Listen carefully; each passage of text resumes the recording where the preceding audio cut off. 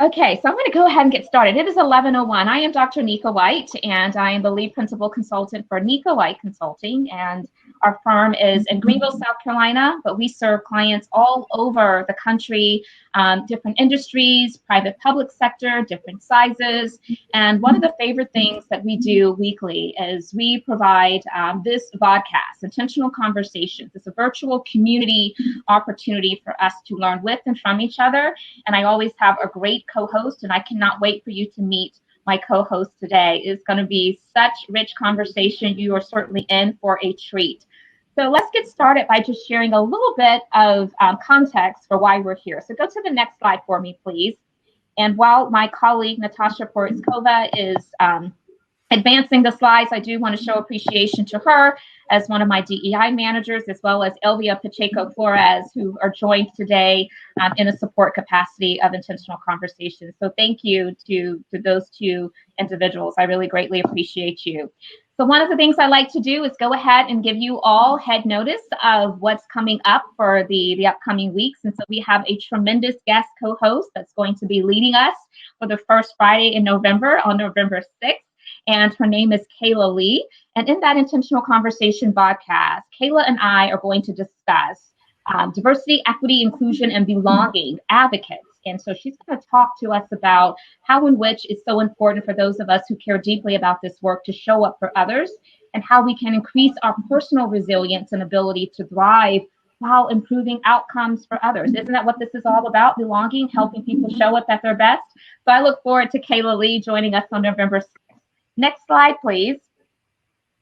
After November 6th, we have another wonderful guest co-host that's going to be joining, and that is going to be Dr. Tracy Benson.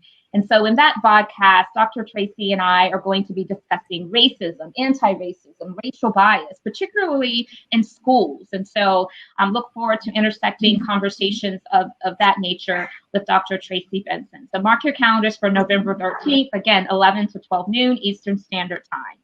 Next slide, please.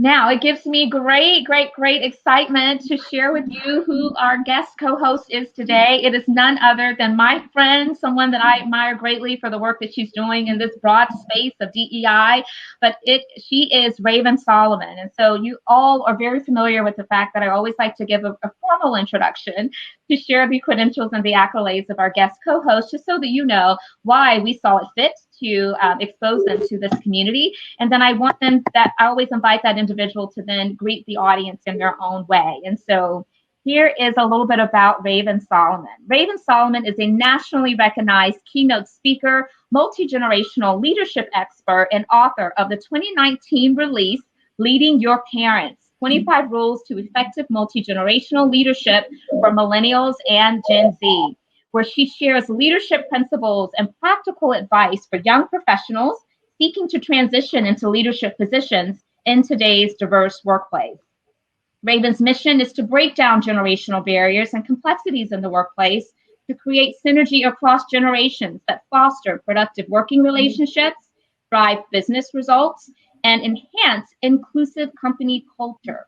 Simply stated, Raven uses her formidable leadership skills, business acumen, and professional experience to develop multi-generational leaders of all ages, baby boomers to Gen Z, to effectively lead across difference. Her clients are large and small, including Samsung, Advanced Auto Parts, The Gap, Stanford University, and Ingersoll Rand. And so I'm so excited to welcome Raven today. Raven, just greet this audience in your own way. Let them know how you're doing. Let us know how you're doing. And we would just look forward to hearing from you today. Go ahead, Raven. Absolutely. Thank you so much for having me, Dr. Nika. It is an honor and a privilege. I told you before that I absolutely stand. And if you don't know what that means in the audience, then you're probably not a millennial or a Gen Zer, and that's totally fine. All that means is that I absolutely love and admire Dr. Nika. So thank you for having me. As you mentioned, there's always this professional bio that's shared whenever a speaker is doing their thing, right? But I also prefer to share just a little bit of my personal story so that you understand as an audience, not just what I do, but ultimately why I do what I do. So I am originally from this place called Charlotte, North Carolina. I see we have a lot of Charlotteans on the call today. So if you are in Charlotte, from Charlotte, love Charlotte, drop a QC for me in the chat. Just to feel good. But nonetheless, I'm from the South. You can probably hear it in my voice and my accent. I grew up here in Charlotte, was raised by a single mother. I was also raised in part by my grandmother, which automatically gives me this very interesting generational perspective, being raised by, in part, a baby boomer and in part by a traditionalist. So I consider myself to be somewhat of an old soul, even as a millennial. But I went off to college, went to this place called NC State that you may be familiar with. Graduated from NC State as valedictorian of my college class, which I'm super proud of. But what's interesting about that is that I graduated as valedictorian, then took a job to run a chip route at Frito-Lay. So I was literally on my hands and knees, stocking chip shells, putting up Doritos and Tostitos and Lay's and Smart Food and everything else. And so I did that for about a year, but I knew that after doing that for a year, that was like me sowing my seeds, right? I knew that within about a year's time, I would be handed a leadership role where I could consider myself to be a district manager of a sales organization. And I found that to be attractive. So I took the role, did my training, paid my dues, if you will. And that means a lot to baby boomers. So I paid my dues and was handed a team of 16 white men who were old enough to be my parents, literally. Some of them even my grandparents. And so to say that we had some obstacles to overcome would be an understatement. But nonetheless, we did. And ultimately, I learned very quickly this art of multi-generational leadership. And so I hit the fast track, quote unquote, at PepsiCo, got my first promotion, then got my second promotion, and I moved down to Greenville, South Carolina, which is where you and your team are, Dr. Nika. What I consider to be the peak of my career at that particular point, I was 2 days into the job and I received a phone call that my mother, the love of my life, had passed out at work. And so I hop in the car, I race up 85, I get to the hospital in Charlotte, and by the time I reach her room, she had already passed away. And so that completely broke my heart. But ultimately what I did was I threw myself into work. And so I worked even harder, I got even better, and I just kept getting promoted. But I will add in there, 30 days after losing my mother, we also lost my father unexpectedly. And so dealing with all of that stress and trauma was difficult, but my remedy was work. And so, as I mentioned, I got even better at what I did and was promoted to Pittsburgh and promoted back down here to Charlotte. And absolutely loved what I did. I was 28 years old. I had reached the executive level at a Fortune 50 company. So I was ecstatic. And I was leading this large multi-generational team. It was a team of about 250 folks. And I was, at the pinnacle of my success. So I thought. And unfortunately, all of a sudden, I started having seizures and I was diagnosed with epilepsy. And so I had to make a decision whether I was going to continue to pursue my career in this way or whether I was going to choose myself, my health, and my wellness. And so I chose the latter. So I left the organization, didn't know what I was going to do, spent about an 8-month sabbatical, just traveling and trying to figure my life out. And just like any millennial does in mid-age. And I found myself in entrepreneurship. I wanted to be a speaker. I figured now was the time for me to pursue that. And so I did. So I made a website, got a logo, picked some colors, did a photo shoot and began speaking. And so long story short, I started off doing inspirational speaking, but have found my niche and my lane specifically in developing multi-generational leaders, helping organizations close the generational gap, and most recently, really helping organizations understand the intersection of generations and racial equity. So that's a little bit about me, what I do and why I do what I do. I so love that story. And I remember, Raven. So by the way, I love to give shout outs. For those of you who've been a part of this community for quite some time, you know that. I see that Leslie Duncan Gant is a part of our audience today. And I want to give a shout out to Leslie because she is the one responsible for connecting the two of us. And I can think back to those many, many months ago when she was doing the email introduction. She just spoke so highly of you. And I thought, well, I adore Leslie and I really trust her. So if she thinks I need to connect with Raven, we need to make this happen right away. And that that convening between you and I, it did not disappoint. I can tell you, Raven, exactly what I was wearing, where I was, because I was in my car when you and I took our first initial conversation. And the way that you shared your story, I just felt so empowered and so inadequate in many ways. And I'll tell you why. Not inadequate in a bad way, but in a way that allowed me to realize that all of which you went through, and the fact that you were able to just rise from that and just soar, I was so inspired by that. And I knew that I certainly wanted you and I to find ways to continue to build the relationship. And so we did. Many of you in this community, you know that one of the things I do each year is conference design for one of our large clients. And so I invited Raven to be one of our speakers at this conference, full day experience last year. And I was sharing with Raven right before we went live that I am to this day still getting calls about who was that person again that talked about the multi-generationals in the workplace, and people describe the way in which you showed up and you presented as almost some type of educational performance. And those words were deliberate.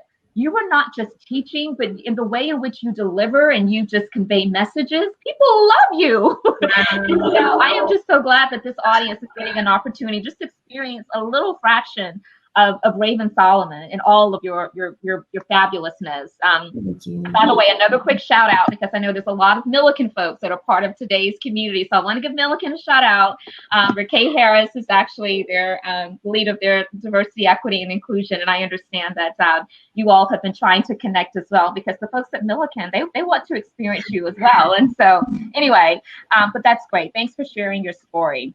And so I want to start with this question of, and by the way, for those of you who are chimed in, we also have a live Facebook audience. Feel free to send in your comments, your questions. We are paying close attention to bring that into today's conversations. And I also encourage that for this audience, if you have specific questions, make sure that you're placing those into the stage area of the chat, because we will be at some point in time in this hour transitioning to take your questions. And so let's just break down this whole notion of generations in the workplace.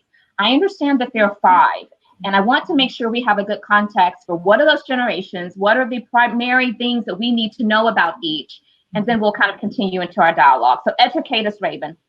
Yeah, so you'll hear a lot that there are currently 5 generations working alongside one another in the workplace. And that is absolutely true. So we have everyone in the workplace from Gen Zers all the way up to traditionalists. However, traditionalists are only about 1% to 2% of the current US workforce. And it's probably closer to 1%, honestly. In 2017, they were about 2%. And so while there are technically 5 generations in the workplace, most workplaces only really have 4. That is baby boomers. And as I go through your generation, feel free to represent in the chat. Okay, so there you go. Yes. Feel free to represent for yourself. Be proud of the generation that you represent. So we've got baby boomers. Baby boomers were born between around 1946 and 1964, right? So most of them are between the ages of 56 years old and 74 years old. So if you're a boomer, drop a little boom boom in the chat, if you will, or a BB, whatever you want to drop. And then after that, after boomers, we have Gen X. One of my favorite generations. And in fact, every time I do a generational roll call, Gen X is the one that cheers and screams and types before I even get to their generation, right? So I like to call them the original me generation. They were born between 1965 and 1979. So they're currently between the ages of about 41 and 55. So I'm sure they're already in the chat. Didn't mean for you to do that part, though. People can do the math on their own. I dated you. I'm so sorry. But as you can see, they're already in the chat. Yeah, I see you all. Absolutely. I love it. So after Gen X, we've got the millennial generation, also known as Gen Y. Do not disappoint me, millennials. Please represent us well in the chat. There we go. I see them already. So they're born between 1980 and 1995. So they're currently between the ages of about 25 and 40. And most folks are oftentimes surprised when I share that, because we often think about millennials as these young kids who are irresponsible, who live with parents and all of this jazz. But many millennials are grown, right? We have kids. We have purchased homes. We're settling down. We're cutting down on debt. we are adulting at this point, and we deserve a little respect for that. All right, we're not the ones in Florida spreading the coronavirus at spring break, not us. So those are millennials, and then we have there may be a few of you on the call, Gen Z. So Gen Z is between the age of 7 years old and 24 years old. Now, I understand, Dr. Nika, you've got 2 Gen Zers who are important in your life. Yeah. So they were born between 96 and 2012. So I usually do an entire 90-minute talk describing some of the differences across these generations. So I will narrow that down and share just one thing about each of them in about, let's say, 4 minutes or so. So, okay, perfect. Yes. So let's start with baby boomers, right? So one thing that I've taken the liberty to do is, if you've ever heard of a love language, I've taken that concept and kind of applied it to leadership. So instead of a love language being the way in which you best receive love, I've taken that, kind of flipped it on its head, and come up with what I call led languages, which is the way in which one best receives leadership. So with that, all that I know and all the research that I've done around generations, I've taken the liberty to assign each generation a primary led language of sorts, right? Which is the way in which they best receive leadership. And so for baby boomers, that primary led language to me is easily respect. If you give baby boomers respect, you'll get the most out of them from a leadership standpoint at work. And what does that actually mean? What does that look like actualized? It is respecting their tenure, right? Respecting the time they've given to the organization, providing recognition for that time, respecting their wisdom that they've accumulated along their life's journey, right? So it's not just the professional experience that they bring to the table, but it's also their life experience, right? And so respecting that from a leadership standpoint means engaging them in the decision-making processes and leveraging their input, their ideas that are rooted in that experience, right? So baby boomers, if you give them respect, as I just mentioned, you likely get the best out of them from a leadership standpoint at work. Now, talking about Gen X, right? So Gen X is the first generation of latchkey kids. They're the independent folks. They're the ones all over social media talking about how comfortable they are in quarantine because they're used to being by themselves, right? And so for this generation who grew up in this very, very independent experience as children, that translates over in the workplace in really the same way. For Gen X, independence is important. Micromanaging is not good. It's not healthy. They don't do well with that. They need autonomy. They need elbow room, right? And so their primary led language is trust. So trusting that if they need you as a leader, they'll ask, trusting that what they bring to the table is value and that they're going to handle what they need to handle, how they need to handle it. And if they need to engage you, then they will, right? So those are Gen Xers. Millennials is like the bipolar opposite of Gen X. So you've got this Gen X generation who grew up as latchkey kids at the age of as young as 6. I talked to someone yesterday in one of my sessions. They were 5. And they were a latchkey kid. Can you imagine being 5 years old and getting off of the bus by yourself, letting yourself in the home, fixing a snack? That today is Shoutouts. Right. So for Gen X, or rather for millennials, there's this bipolar opposite where many millennials were raised by helicopter parents. And what is a helicopter parent? A helicopter parent, and usually I bet millennials are probably typing this. Millennials, if you were raised by a helicopter parent, I need you to drop a yes in the chat as I explain what this is, okay? So a helicopter parent is a parent who takes an overprotective or excessive interest in the life of their children, right? So they hover over them. They oversee every aspect of their life all the way up until college. They provide over direction, unsolicited help, unsolicited advice, unsolicited guidance, right? And so what that has bred, though, is this ultra dependence on leadership in the workplace, especially if you're a younger millennial. So the lead language for millennials is really attention. And what does that look like actualized?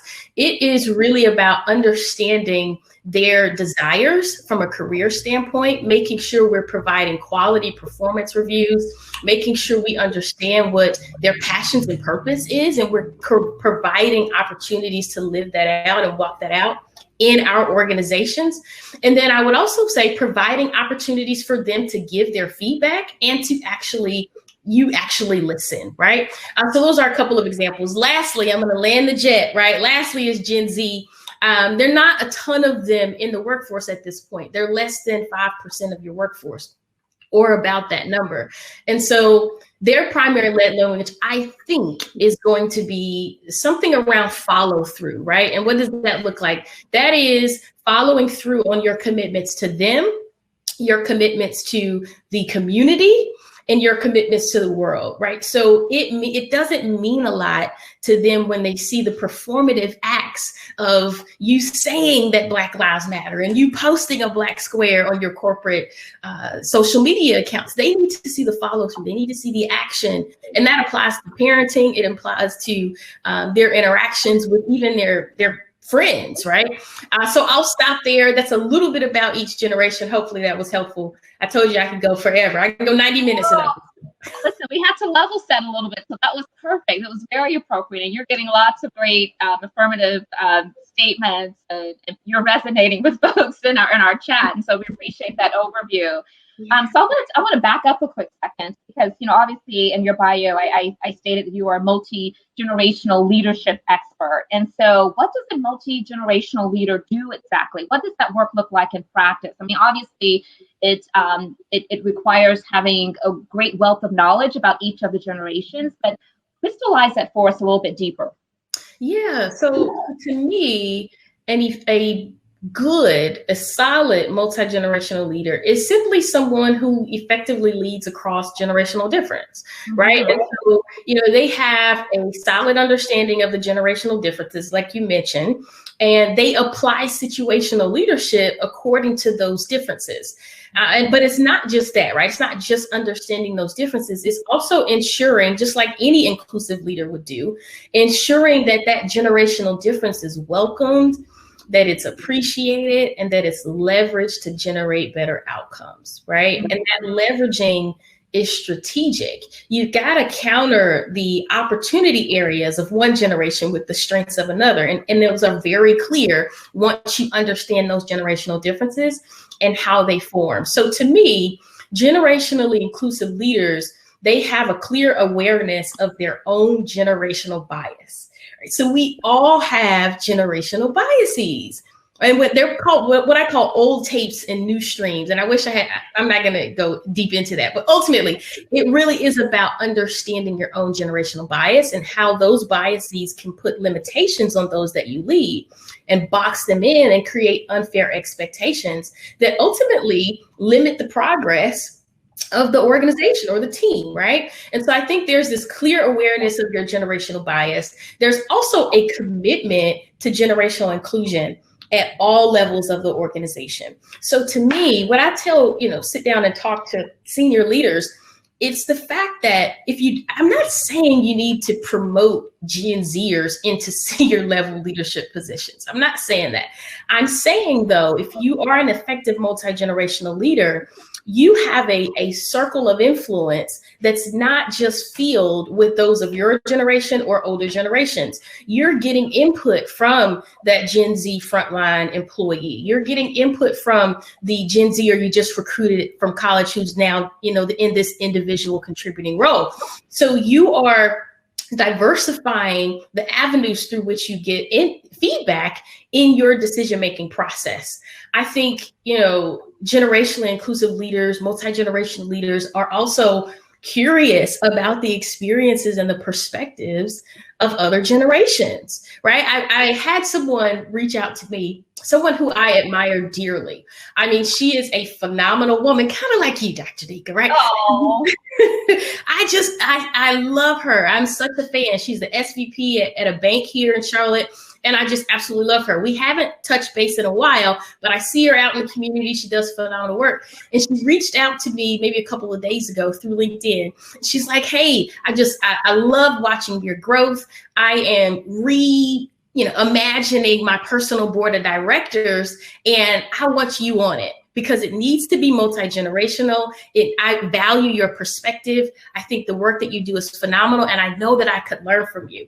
That takes a degree of humility. I love that. I thought it was so powerful and so impressive, and I told her I'm going to share that, from now on, because I think it's just one small way that as a multi-generational leader, you can exhibit curiosity. You've got to be willing to sit down and have these conversations that are cross-generational and listen to your kids. I've got some Gen Z cousins, and they're just the cutest things. I love them so much. They're in high school. And sometimes I just sit and I just watch. I just listen. And I'm just like, that is so fascinating. You are so fascinating. And I think we have to do that. We've got to also, lastly, we've got to really welcome cross-generational collaboration. And we've got to be the ones to really inspire that as multi-generational leaders.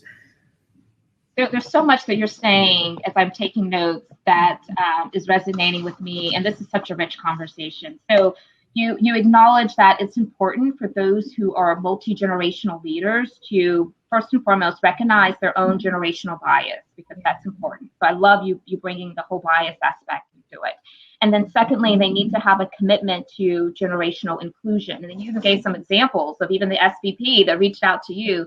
And that was such a great example, because I think that sometimes we gravitate to people who are in our immediate circle. And oftentimes those are people who are probably in our same age range, who think like us, who behave like us. And I think that the beauty of diversity and inclusion is being intentional to create spaces where you have all of these differences in order to have greater outcomes. And so I love all of that. So I want to shift the conversation just slightly, and I want to talk about how can we leverage our differences? Because you just mentioned cross collaboration around the different generations is necessary. So how can we leverage our differences as opposed to letting them create tension? Yeah.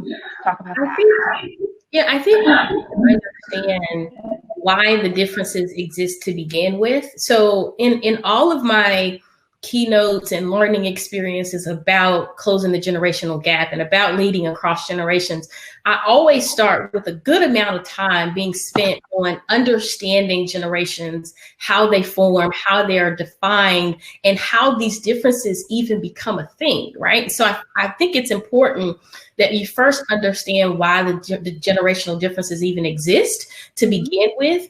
And then there's this creation of awareness around the differences that has to occur. And what does that look like? Well, that means reading, right? That means learning. That means engaging across difference. That means, that example I just shared, opening yourself up to the different perspectives of generations, with the objective being to create this sense of awareness within yourself of the differences that exist cross-generationally. And from there, we're able to embrace empathy, right? We're able to embrace the differences and provide a certain degree of empathy across those differences that we have to do as leaders. But you mentioned creating tension. I think from there, after we do this, after we get to a place where we have greater empathy, we've got to be intentional as we create our networks, as we create our teams, as we create our task forces and all the other things that we do inside of our work, to make sure that that difference is present at that table and that we're encouraging the collaboration. But what we have to be cognizant of, I think, is that collaboration doesn't necessarily mean harmony. Right? Collaboration means there's going to be some healthy tension. There should be some healthy dialogue and some clashing of ideas, if you will, because that just creates the flushing of, the bad ideas, and really gets us to a place where we're collaborating and forming the best of solutions, right? And so we know in diversity, equity, and inclusion work that the best decisions are made by diverse teams, and that's across all dimensions of diversity. And that doesn't change when we're talking about generations. No, I love that. Collaboration doesn't mean harmony. I'm so glad you amplified that, because I feel like sometimes people think in order for us to exist, we have to conform to mainstream way of thinking versus bring our own thoughts and perspectives, which can vary by generation and experiences. And again, all the other dimensions of diversity. So I'm so glad you brought that to the fore. So as we're talking about this tension that can be created among different generations, how significant is the digital divide right now as it relates to generations in the workplace? Yeah, it is gigantic. It is gigantic. And it's not just the generational divide as it relates to the tools that we use inside of our everyday lives. It's the technological divide as it relates to even how we access information, right? One thing that I often talk about is the fact that Gen Z currently is the smartest generation at their age that has ever existed in the history of the United States. And that is also smart. I'm just joking. I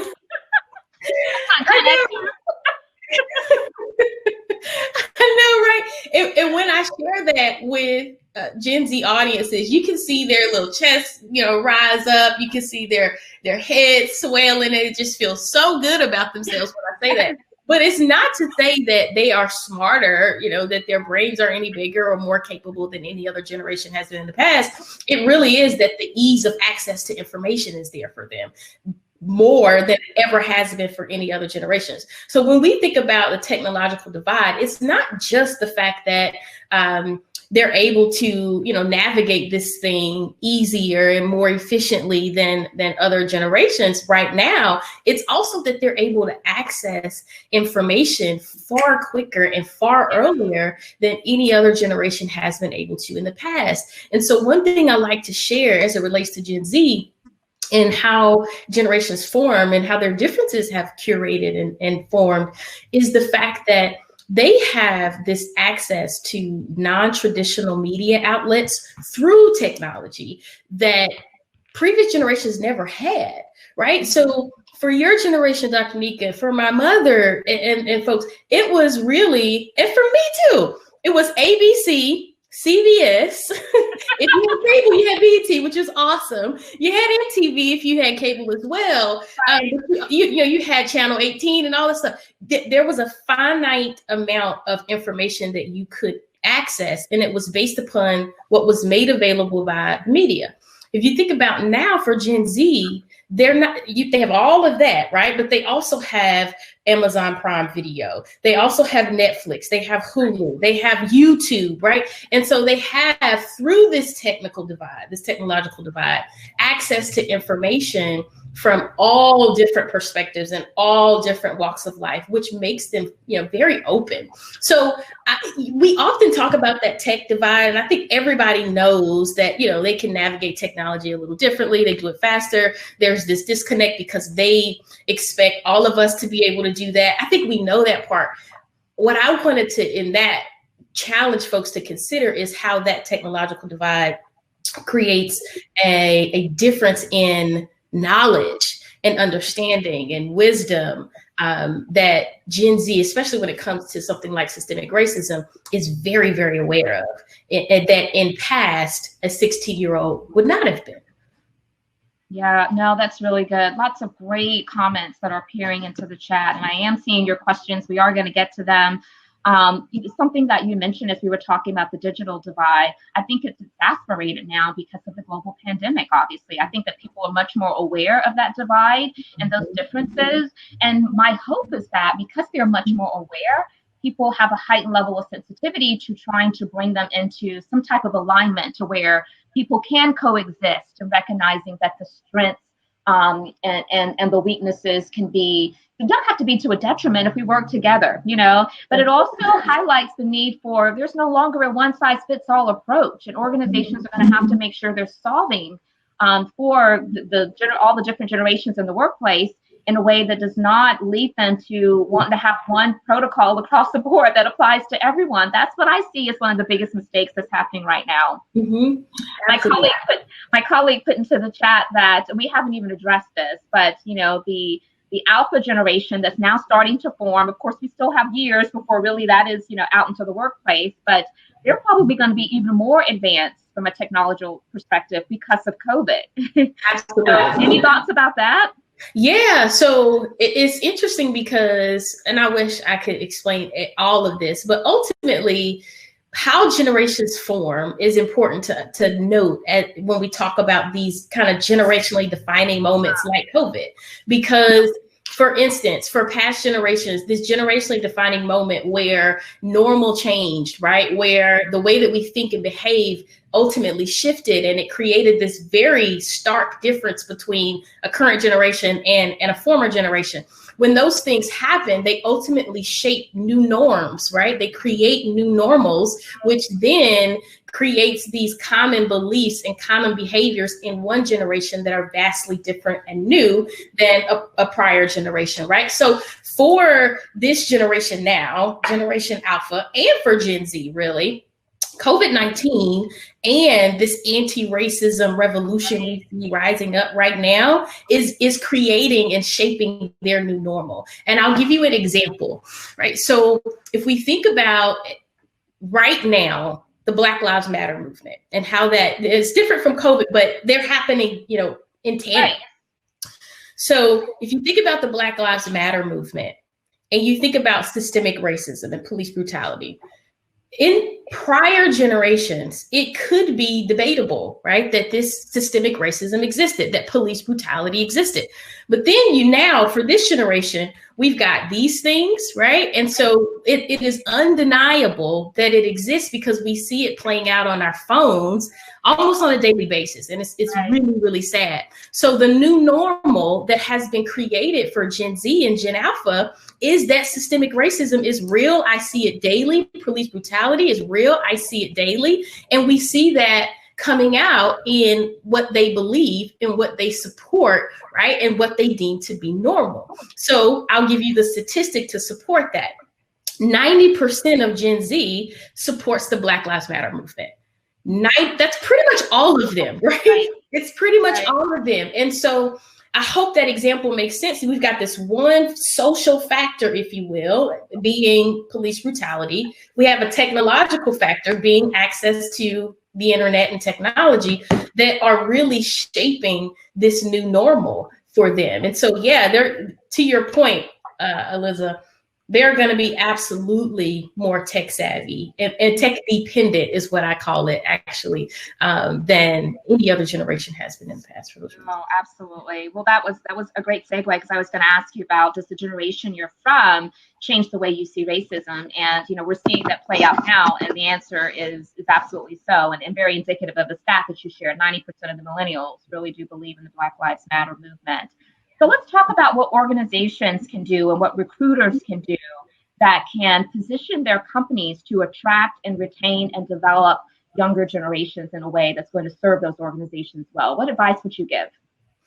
Yeah, so I would say, and I think it speaks to where my passion is right now and where my work is moving to and going to. There are a lot of things I think organizations should be thinking about in terms of how they, attract and retain Gen Z, whether that is, flexible work schedules or, offering the work from home options so that, folks are able to travel and work from anywhere. There are all of those things that we should be considering. But what I am committed to pointing people towards, pointing organizations towards, is actually contributing to and creating equity, because that is extremely important for Gen Z. And I think it's very easy for us to lose sight of that unless you have folks raising it up in the conversation and talking about diversity in the future of work. So my job, my mission at this point is to ensure that as we talk about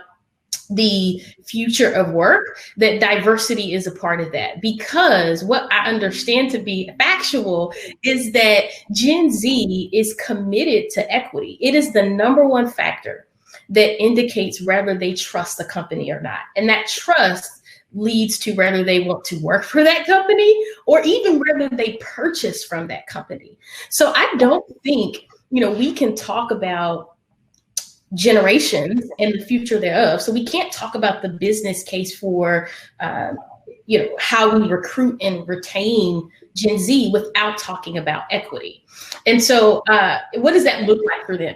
It goes beyond performance, right? It's beyond posting the black square. They want to see, what does your C-suite leadership look like? What does your board leadership look like? Show us the pay structure across difference in your organization. They want to see what banks you bank with from an organizational standpoint. They want to see where your philanthropic dollars are going. They're looking for the supplier list, right? So they are so deeply embedded in this idea of equity. And I'll show you what I mean by that. There's a study done by an organization called Y-Pulse. And every year they just put this one question out there to the youth at that point. And so this group was between 13 years old and 37 years old. And luckily they broke them down where we can see the millennial response versus the Gen Z response. And they simply asked them the question, what is the biggest problem their generation faces right now? Millennial, this was done in May 2020, right? So it's the height of COVID, the height of the anti-racist revolution. The millennials within this group said COVID first. Number one, biggest problem their generation faces. The Gen Z population said racism and discrimination. So it just shows what's on their minds. What are they worried about? And from that standpoint, if I'm an employer or if I'm a company looking to sell to Gen Z, I've got to understand what's burdening them at this particular point, so I can make sure that I'm positioning my organization accordingly. So just to put that in context, racism and discrimination was number one. Climate change was number two. COVID was number three. A global pandemic, right, is number three for them.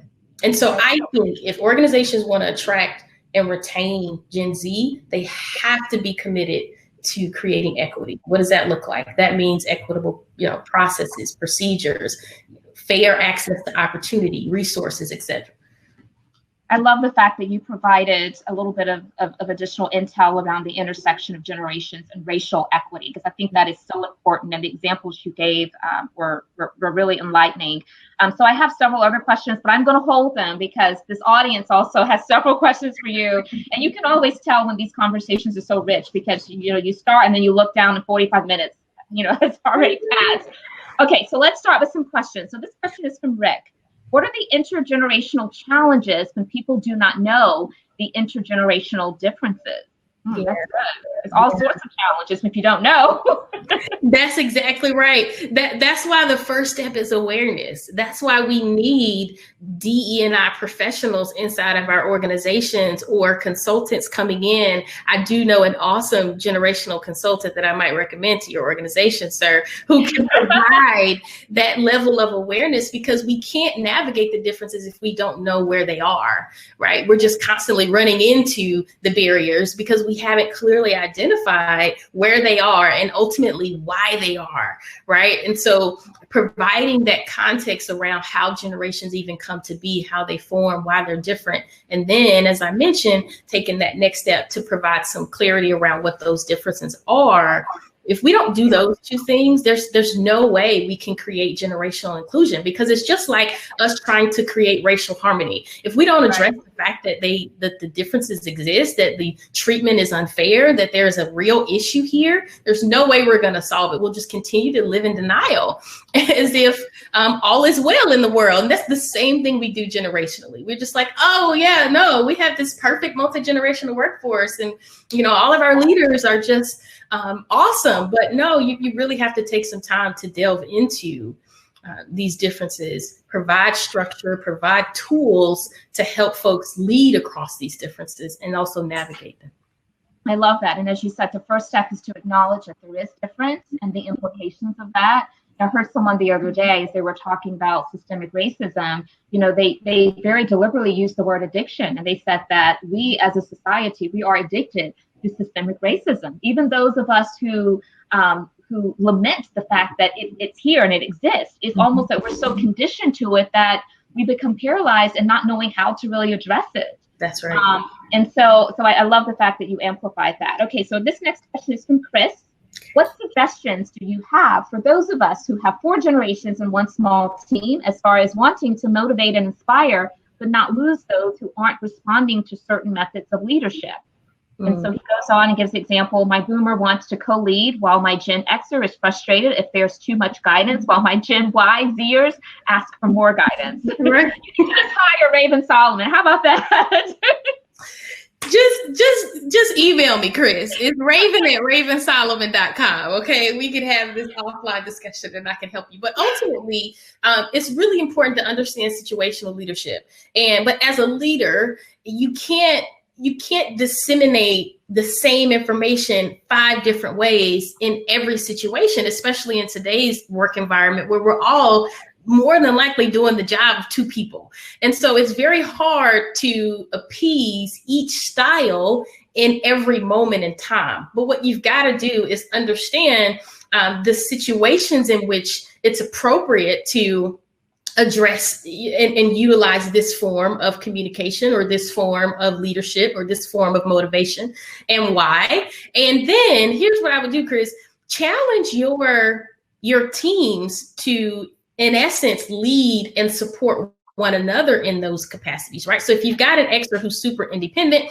and who doesn't necessarily need that oversight from you, and you've got a millennial who does, why not make this connection between the two, empower that Gen Xer to provide that needed guidance that you may not be able to give the millennial, right? And so you're also developing that Gen Xer from a leadership standpoint, giving them the opportunity to walk out and demonstrate some important skills necessary for that next level if they desire promotion, right? So that's one of the things that I would encourage you to do. That may be easier said than done, but I think it's important to consider how you take yourself out of it, you empower some of those team members to support one another. Again, that's that leveraging that we spoke of earlier.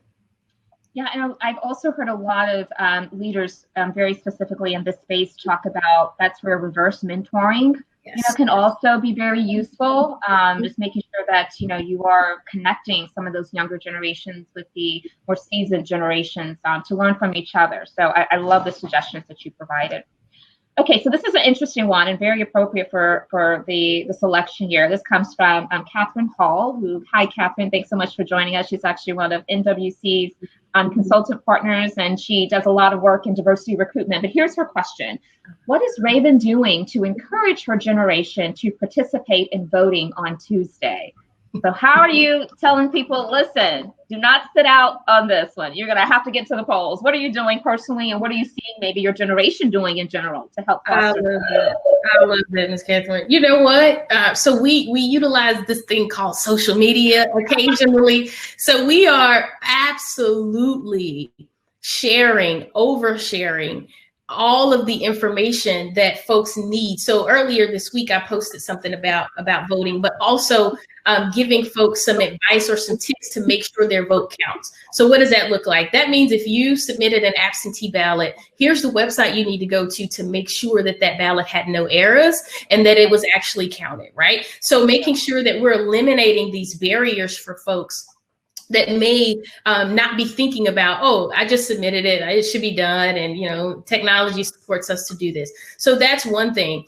Encouraging folks to vote early. There's no reason why, if you can, that you want to wait until November 3rd. Just vote early. The other thing that I wanted to share and make sure I shared with those folks is the fact that in North Carolina, at least, you can drop off your absentee ballot in a physical location. At this point, you should not mail it. It's just too late. Go ahead and drop it off at an early voting location. However, the nuance is that here in North Carolina, you cannot do that on election day. So if you take your absentee ballot and you say, hey, November 3rd, I'm here, I want to cast my ballot, my absentee, you can't do that. You have to do it prior to. So what am I doing? Providing education around some of these nuances that folks are not necessarily thinking about.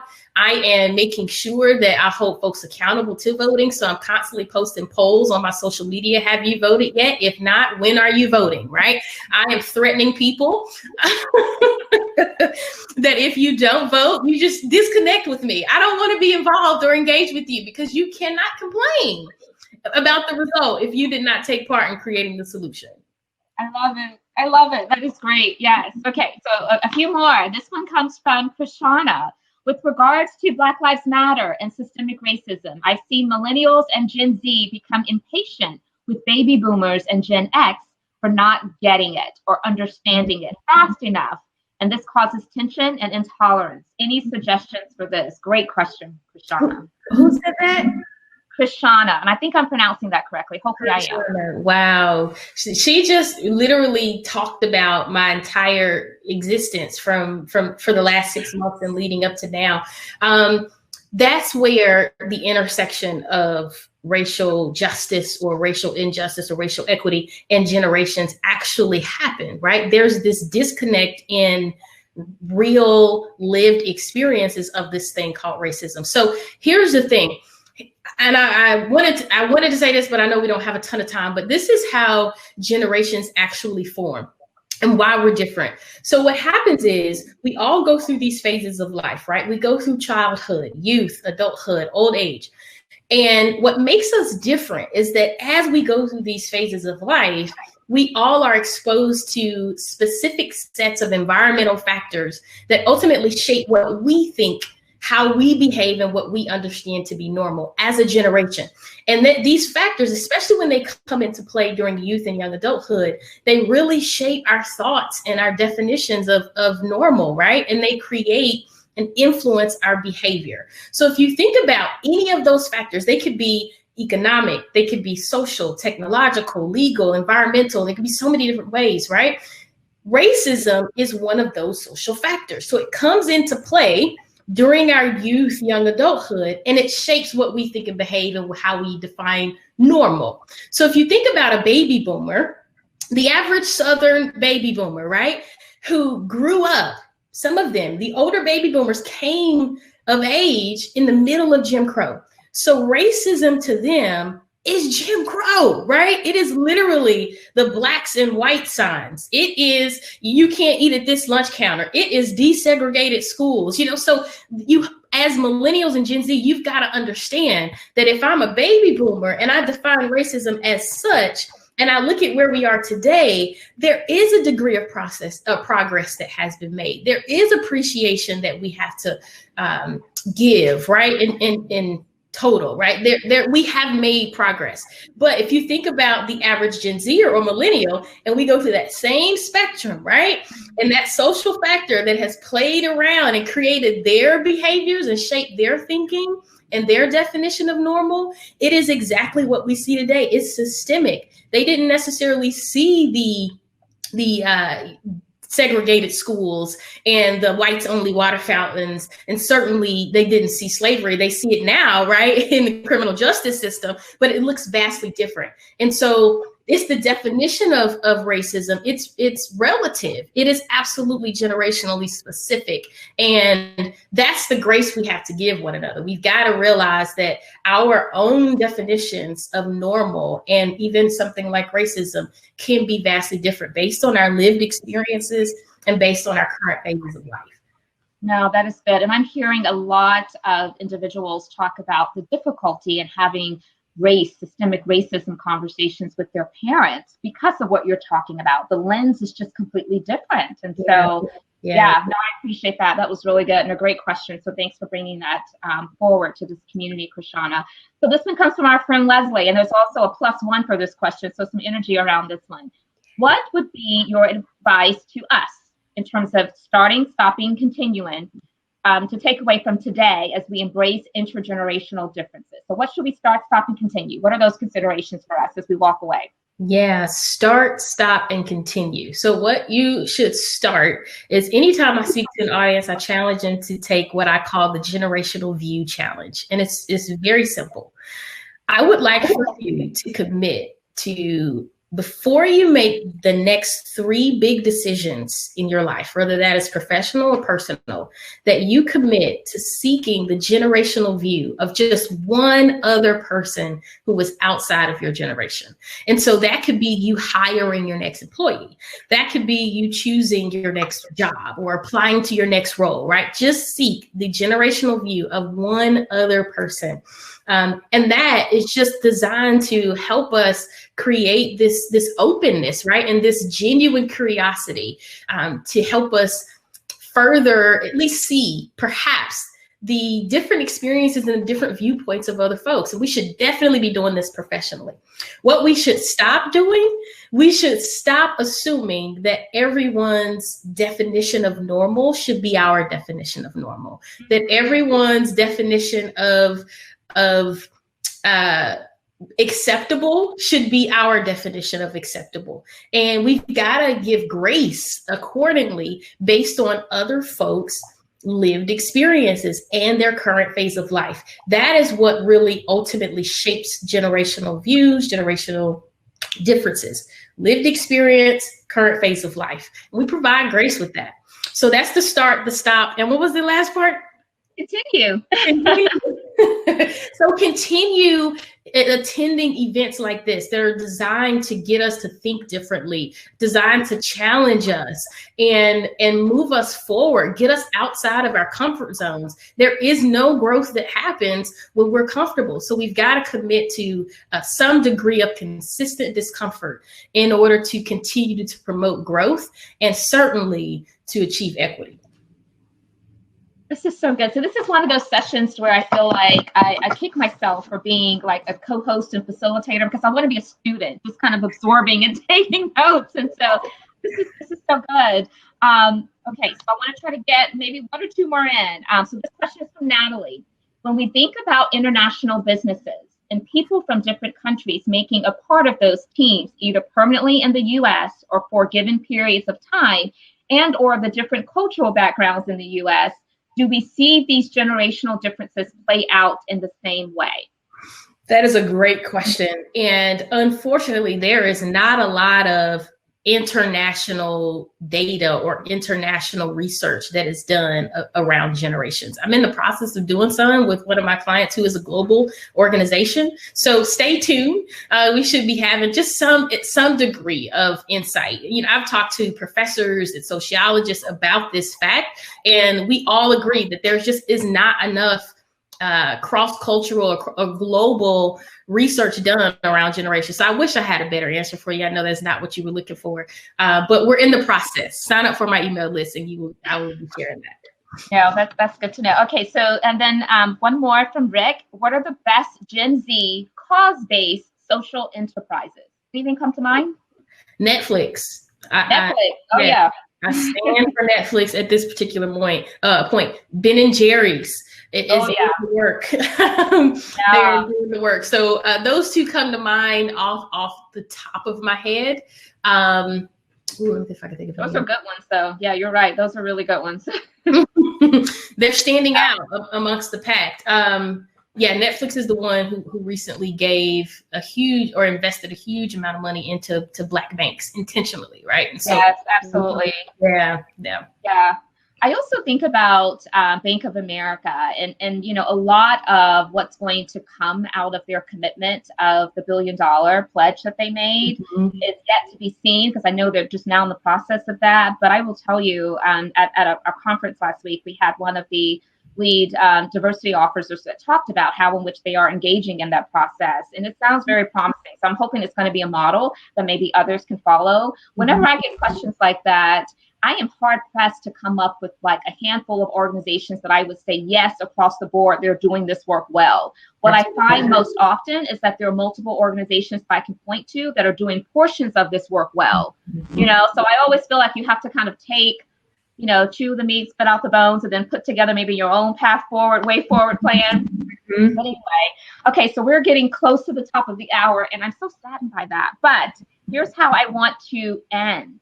I want now, we've asked you a ton of questions, but I want now for you to share with us, what do you want us to know that you have not been able to fully talk about and share, that you have a lot of energy and passion for? And I'm hoping that at least one of the talking points will be your book. But then outside of that you want this audience just to have in their hearing as we separate from our time together today. So we want to give you the floor to share those things. Yeah, no, thank you for that. One of the things that I am in the middle of is going through a big rebranding, right? And so the premise of that is really incorporating racial equity into my work and rededicating myself to really helping organizations get future ready by understanding not just generations, but understanding generations, racial equity, and their intersection. So I am kind of rededicating my life, if you will, to this work. And a big part of that is creating, developing, and advancing allies. And so, I get this question a lot when we talk about racial equity. What is it that I can do? There are a ton of things that you can do, but in parting, I would say you've got to pick a mountain, right? You've got to pick a topic. You've got to pick a place in which you have a certain degree of influence and a desire to impact the world. That could be in technology. It could be in education. It could be in business, government, right? Criminal justice, all of these things. And you've got to pick a lane on that mountain, and you dedicate yourself to solving and fighting for racial equity within that lane. That could be whatever you're struck by. Are you struck by the wealth gap, right? Are you struck by the quote unquote achievement gap in education? Are you struck by the internet access gap, maternal death rates, criminal justice? When we talk about Black children being 18 times more likely to be sentenced as adults than white children. Are you touched by the home ownership gap? There's so many gaps, right? But you've got to pick a mountain, and you've got to pick a lane on that mountain, and you dedicate yourself to being effective in that space and creating change and creating equity. And so I would encourage you to activate your allyship. In part, I would say, if I could ask you to do anything, it would be to maybe visit my website, sign up for my email list. Natasha's going to drop a coupon code for you. If you haven't already picked up my book, Leading Your Parents, then within that, you'll be able to go to my website, use that coupon code to get a signed, personalized copy of that book for $15 with free shipping also. And then the last thing, if you sign up for my email list, I'm so excited to share that I'm going to be launching a podcast at the top of the year, and it is called The Generational View. And what I'm so excited about is creating this opportunity to have these cross-generational conversations around big, heavy topics. And season 1 is all about race, racism, and racial equity. So we're talking to a white panel across generations. We're talking to a group of Black Gen Xers. We're talking to a group of Black baby boomers, etc. And I think you mentioned it, Dr. Nika, having these conversations with Gen Zers to hear how are they thinking about these topics and what are they going to do differently. So those are the things that I would share with you imparting. And just thank you for the time. I've enjoyed your audience. Oh my gosh, Raven, this has been such a treat for us. I mean, this conversation can go on and on and on. It is just that rich. You have shared so many wonderful nuggets with us. You have enlightened us all. You have empowered us all. You have emboldened us too. We haven't voted yet. We're going to get out and vote. But so much good stuff has been shared today. And we are so grateful for your knowledge, your wisdom, and the energy that you bring to this conversation that we aren't having enough about in terms of, multi-generations and how to coexist together where we all can show up at our best. And so thank you for accepting the invite to come and share as my guest co-host on Intentional Conversations podcast.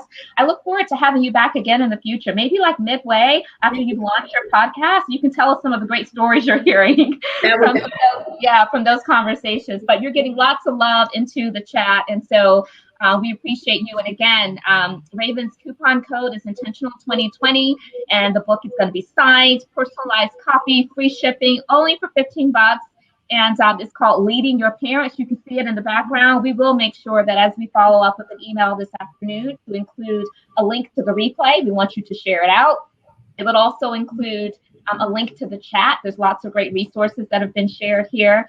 And we just look forward to having you join us again next Friday. Same time, we'll be here, Eastern Standard Time, 11 to 12 noon for Intentional Conversations. Thank you, Raven. By you saying yes, I feel seen, valued, and heard. And I'm sure this community is grateful for your time and your wisdom as well. So thank you all.